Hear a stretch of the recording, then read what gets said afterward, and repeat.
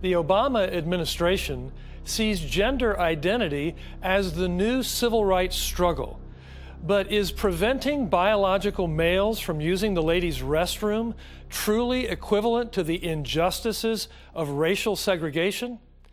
This is an issue fraught with confusion and with danger. Find out why on this special program. It is not up to the school district to determine the time our daughters encounter a member of the opposite sex while in a state of undress. President Obama's decree to the public schools in the nation is turning our schools into battlegrounds for political agendas. I always felt that I should have been a girl. The Creator made two sexes.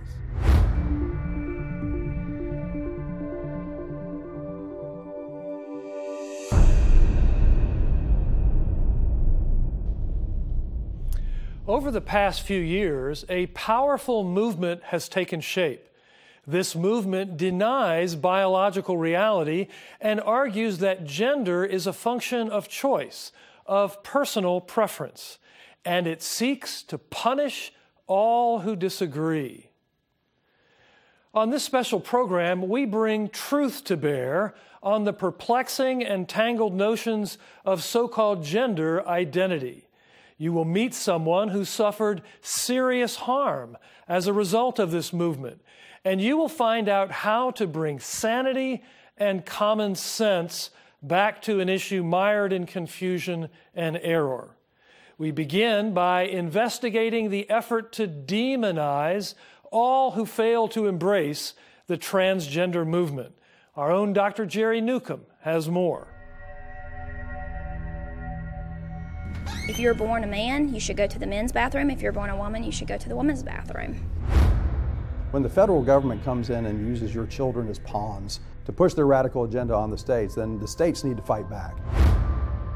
It is an attack on biblical Christianity. The whole controversy in North Carolina began when the City Council of Charlotte decided in early 2016 to adopt a very open bathroom measure. They passed a very radical ordinance, and they said that not only did you have to allow folks that are transgender to use the restroom facility, shower facility, locker room facility that they identified with, they went so far as to say if you put names on bathrooms like male and female, man and woman, that's called sex discrimination. So effectively opening up bathrooms and locker rooms and showers to men, to prey on women. The state passed House Bill 2, restricting people to the bathroom of their biology. This new law sparked a firestorm of controversy. So far, the state has taken a financial hit from the loss of conventions and concerts like Bruce Springsteen and Pearl Jam. In July, the NBA even announced they would move their 2017 All-Star Game out of Charlotte because of the law. Even the President of the United States decided to punish North Carolina for the law by suing the state and threatening to withhold millions of federal dollars. This is not the first time that we have seen discriminatory responses to historic moments of progress for our nation. We saw it in the Jim Crow laws. Who or exactly what was Jim Crow? Initially, it was a character created in 1832 by Thomas D. Rice in blackface for his minstrel show. The offensive portrayal of Jim Crow was no laughing matter. Eventually, the name came to represent the entire system of apartheid-like laws after the Civil War to keep blacks separate and decidedly not equal. They couldn't vote. They couldn't get good jobs. They were systematically treated as second-class citizens. In some cases, they even faced violence or death. And in the old days, when the NAACP was founded, its total mission was to bring a sense of racial reconciliation, starting in a time where blacks were literally being lynched. I feel very much that the civil rights movement was hijacked, continues to be hijacked by the LGBT community. There's a distortion from the left about the civil rights era and Dr. King's plan and Dr. King's message. There was not one eternal truth that Dr. King tried to overturn. He was a preacher. Dr. King used the scriptures on his behalf to make his case. And yet what we're seeing with this whole Transforming America agenda is the opposite. We're seeing truth turned on its head. The civil rights struggle was based on gross injustices. We came out of a civil war, Jim Crow, grinding oppression based on a skin color, which is absolutely irrelevant when it comes to a person's character. Bathrooms are based on biological realities that are relevant. So we don't see urinals in women's bathrooms. It's not a good practice for a man to use a lady's bathroom and vice versa. So to demagogue the issue, to try and to make a emotional, nonsensical connection to a very ugly part of our past is horrible. North Carolina is ranked as the second best state in the United States of America for African Americans when it comes to employment and business. It was not so very long ago that states, including North Carolina, had other signs above restrooms, water fountains, and on public accommodations, keeping people out based on a distinction without a difference. She's being very intellectually dishonest with all the people viewing there, because the color of a person's skin, the pigment of their skin, has nothing at all to do with what bathroom somebody uses. We got rid of Jim Crow laws. They were nefarious in their very creation, and so we got rid of them. But you know what we didn't get rid of at the same time? We didn't get rid of signs on bathrooms that said male and female. Why? Because a person's biological sex has everything to do with what bathroom they go into. Race has nothing to do with what goes on in the bathroom. Okay? Doesn't matter what color you are, has nothing to do with how you use the bathroom. Anatomy does. Biology does. In our day, anyone holding a traditional biblical view of sex and gender faces intense pressure to conform to a new cultural orthodoxy. Only a few short years ago, any argument to let biological men use the women's locker room because they self-identified as female would have been branded absurd. Today, this is the settled doctrine of progressive liberals everywhere, even though it can and does harm people, as you will see a bit later. But at root, what is this gender issue all about? Is it rooted in science and modern knowledge? Our own John Rabe takes a closer look. A person who is gender fluid changes their gender identity that best fits with how they're feeling, changing from male to female. Post-Christian culture in many ways becomes a post-reality culture. I mean, we're denying basics of reality. Even now, some basics of reality that are observable, you know, things like gender. I mean, that's an observable fact in biology and to the human eye, and yet these are things that we are denying. Transgender people are people whose identity don't match the one that they were assigned at birth. And they may or may not have surgery to get their body in line with their identity. But the gender box is getting even bigger. Though the term gender is now a common one, it might surprise you to know that the category of gender as applied to human beings has only been around since the 1970s. It originated not in the sciences, but in radical university English departments. Before then, we spoke in terms of the sexes, male and female, rooted in biology. So-called gender theorists wanted to do away with the biological distinctives. The basic idea is that while sex is biologically determined, gender is the societal role we play, and that it's fluid. It can be adopted, shed, or changed in any way one wants. Gender fluid and genderqueer people identify as two or more genders. And may move between masculine and feminine presentations. All these words can be dizzying, and we're just scratching the surface. Dr. Julie Hamilton is a licensed marriage and family therapist. We live in a culture that emphasizes perceptions, sometimes even more so than reality. And I think that's probably been the postmodern influence. With postmodernism, you have this idea that there is no reality, it's all just perceptions. But really God defines us, and I think that it's just an unfortunate place that we've arrived in our culture. This has manifested itself in odd and even silly ways. For instance, a few years ago, the media was full of stories about a pregnant man. What is a man? What is a woman? Journey of a pregnant man. Thomas, not Nancy, is the one who is pregnant. I'm going to let you take that in a minute. But Oprah's audience need not have been so surprised. The so-called pregnant man was born a woman, had female chromosomes and organs, and had even competed in beauty contests. She was simply a woman calling herself a man. But the basic laws of biology had not been overturned. We are born either male or female. Now, how we perceive ourselves is what some have referred to as gender identity. So gender identity is a person's perception of themselves in terms of their gender. So it's a boy's sense of his masculinity, a girl's sense of her femininity. And so gender identity is perception. That perception can be accurate or it can be not accurate. In any other situation where the brain and the body are at odds with each other, the typical solution in psychology and psychiatry is to treat the thoughts to bring them to match reality. An example of this is anorexia. Anorexia is a type of body dysmorphia. You are so upset with your body that you can no longer see objective reality. You have anorexics on the borderline of starvation who look in the mirror and see a fat person. Nobody would say, all right, you see a fat person, I'm going to help you fix that. Let's get you on a diet plan. Let me get your exercise going. I'll be your coach. I'll support you. Nobody suggests that as a treatment for anorexia. We say, your brain is lying to you. Let us work on fixing your thoughts so that you can see reality and accept reality and get to a place where your brain and your body are healthy. Ultimately, America's gender confusion is not about science and reality at all. It's about worldview. A secular society assumes that the world is one of our own making that we invite God into.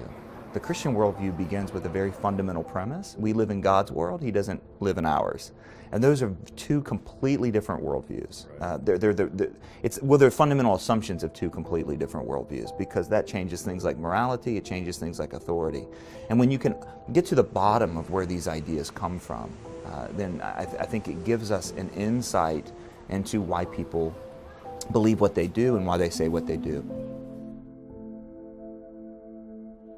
As you have just seen, the modern gender movement has little to do with science or medicine and much to do with ideology and sexual anarchy.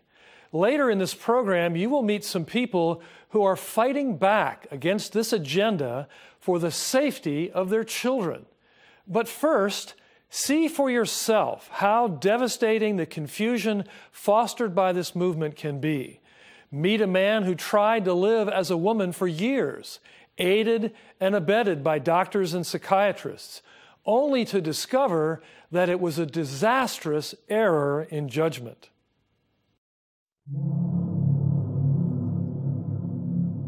I don't ever want to stand in front of anybody's happiness. He didn't want to be who he was. My heart goes out to him. He's struggling.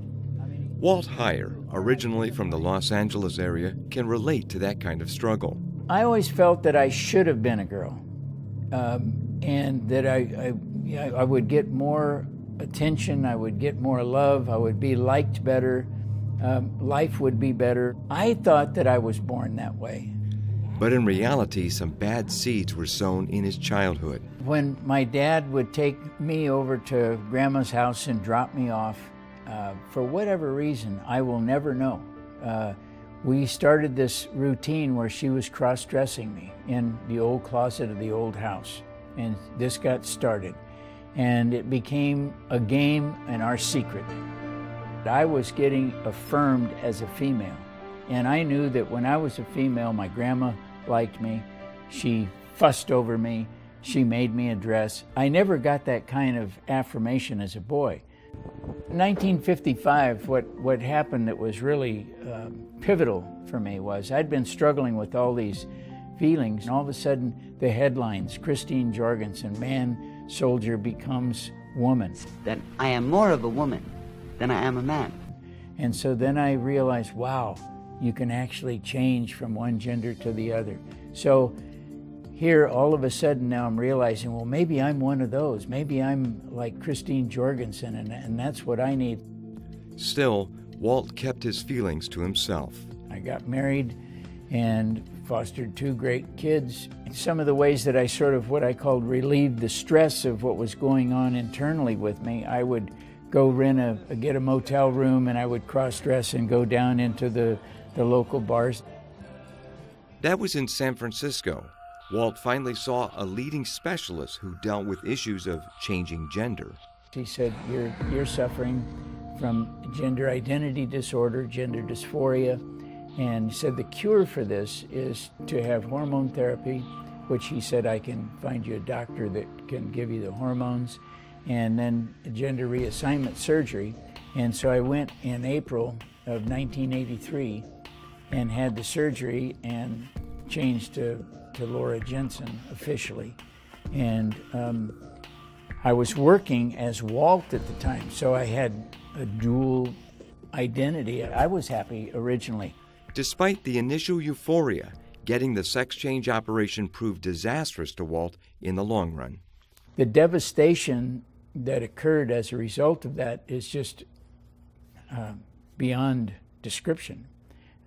Loss of family, loss of relationship with many of the people in my family, divorce, total financial loss. I was bankrupt. I was homeless for a while. So Walt Heyer, going through life as Laura Jensen, had found things were much worse off for him than before the sex change operation. He even tried to commit suicide, and alcoholism was consuming him. He began to see counselors, one of whom told him he just needed to say goodbye forever to Walt and hello forever to Laura. But real change came through the help of a loving church and some loving Christian people. When I sat down with Jeff and told him about my life and what had happened, I said, you're not going to try to change me back to Walt, are you? Because I'm liking being Laura. And he says, no. He says, my job is just to love you. He said, God's job is to change you. I was redeemed in a prayer when the Lord came to me and reached out to me, and I actually saw myself as a little baby during that prayer. And he reached out and put his arms under me as a little baby, pulled me in, and he said, you will be safe with me forever. And at that point, the Lord redeemed and restored my life. I knew that that was the love that I'd been trying to get all my life. Today, Walt Heyer writes books and counsels people all over the world on this subject, reaching out to them through his website, sexchangeregret.com. The surgery never can address the psychological and emotional issues that transgenders suffer from with their identity. It can't do it because they're depressed. You can't cure depression with cutting off body parts or adding body parts or changing a body configuration.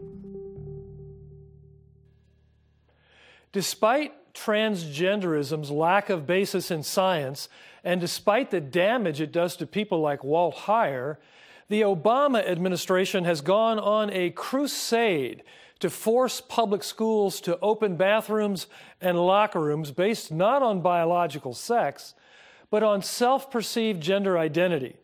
And they have threatened schools refusing to comply with the loss of federal funding. Thankfully, for some brave parents, letting boys into their daughters' locker rooms is simply a step too far. Jerry Newcomb takes you to Chicago, where dozens of families have filed suit against the local school district. We have a student who is transgender. He is a boy and wants to be a girl and has requested access to the bathrooms and the locker rooms. Young ladies should not have to change or go to the restroom next to a young man. Unfortunately, the Obama administration says no. When the federal government says we're going to take away $6, $7, $8 million of your federal funding, if you don't comply, schools tend to do what the federal government tells them to do. Our schools should not be a place for social experiments. And that's exactly what the president is pushing. He's pushing a political agenda. The Obama administration is trying to force school districts across the country to adopt open bathroom policies in order to accommodate transgenders. And now, some 50 families in the Chicago suburb of Palatine have decided to fight back through a major lawsuit. To them, the core concerns are the privacy and safety of their children while at school. Our community became aware back in October of last year that the Federal Department of Education was trying to demand that our school district allow a biological male into the girls' locker room at our local high school. No restrictions whatsoever. He's a biological boy. In the old days, we wouldn't have to say biological boy. We'd say he was a boy. But he came to the view that he was, in fact, a female. That's how he identified himself, contrary to physical fact, and that he should be free to go into the dressing room as and when and in whatever way he pleased. What ended up happening is December of last year in a school board meeting, we had about 400 people attend the school board meeting.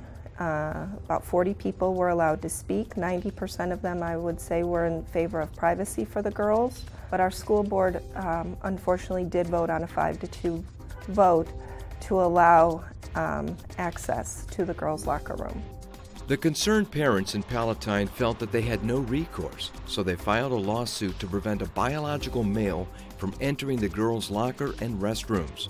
The lawsuit is a joint project of the Thomas More Society and the Alliance Defending Freedom. My oldest daughter is a FREM graduate. A biological male who identifies as female walked in on her in the swimming locker room. She was very upset by the intense invasion of her privacy. The goal of the lawsuit in Palatine is to reestablish the right to privacy for all students, not for a few, but for all students. Everyone can change in a place that is consistent with their actual biological gender, and for folks who are uncomfortable with that, they can get their own private changing rooms. One of the great concerns of all this is to protect the safety and privacy of victims of sex abuse. One of the main storylines in this whole dispute that's not talked about much is sex abuse survivors. Women who have suffered sexual abuse and rape and assault in our culture. The answer is we have these kinds of separated facilities for men and women to protect against this kind of stuff. Already, the school's open bathroom policy has some parents rethinking their options. We have heard from several families directly who are now not sending their children to Fremd High School or to District 211 schools because of this. We have objective means to determine whether someone is a male or female. It comes down to your DNA, we have physical anatomy. It's very simple to do, and it's objective and it's scientific. We're teaching children that objective facts don't matter. Skip over the facts and accept this. So that's a lie. It is encouraging that some are fighting back against this insane agenda. But frankly, many more are remaining silent. The issues are complex, and many people simply feel as if they're not adequate to draw conclusions on the subject, especially in the face of such determined opposition. That is why we need your help to produce and air programs just like this. We really need you to stand with us in this battle for truth. Please, give a generous donation to the ongoing work of this ministry. If you will, we will send you your own DVD copy of this special program, The Age of Gender Confusion. Young people are particularly brainwashed by our society on these issues of sex and gender, and you can share this program with your children and grandchildren on DVD. Simply write to us at D. James Kennedy Ministries, Box 11154, Fort Lauderdale, Florida, 33339. Or call toll-free 877-962-7677, or go online to djkm.org. We need your help to get this information out there. If we don't get the word out, who will? It's vital that you help us take a stand and be a beacon for powerful biblical truth. Please, Give a donation to help us continue this work and receive this special program, The Age of Gender Confusion, on DVD. Simply write to us at D. James Kennedy Ministries, P.O. Box 11154, Fort Lauderdale, Florida 33339, or call toll-free 877-962-7677, or go online to djkm.org. The left is pushing a subjective view of gender identity, absolutely divorced from biology. You can be what you want to be. You could be gender nonconforming, and that's a radical reinterpretation of what it means to be a man or a woman. And the federal government has no business even taking a position on that question. Who would have thought just 10 years ago that we would have to talk to our 4-year-olds about a variety of gender choices? The president has shown by his decree to all public schools to accommodate these transgender children that he is in fact a bully. In the first book of the Bible and in its first chapter, we read these words: God created man in his own image. In the image of God, he created him. Male and female, he created them. God then blessed and instructed them to be fruitful and multiply and fill the earth. These are the most basic truths about humanity, and these truths are twisted, perverted, and ultimately broken by the cultural celebration of homosexuality and transgenderism. It makes fulfilling God's design for us literally impossible.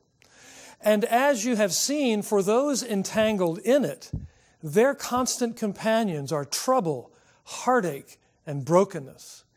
We must have and show compassion to those ensnared in this cultural delusion. Yet, the answer to sexual brokenness is not accommodation. There is no compassion in enabling others to continue living in a destructive and sinful lie. The only hope for all who desire to be free from the condemnation and power of our sins, sexual and otherwise, is the gospel of Jesus Christ. He died a cruel death, bearing the wrath of God in our place. But He rose from the dead in power and in great glory. And for those who believe and trust in Him, we are washed from our sins and made whole again. This is the power of the cross. Christ became sin for us. Thank you for joining us on this special program, which is part of our continuing series on the road back to sanity. Stay tuned for future specials on socialism in September and on our First Amendment freedoms in October. May God bless you, and may God bless America. This has been a production of D. James Kennedy Ministries.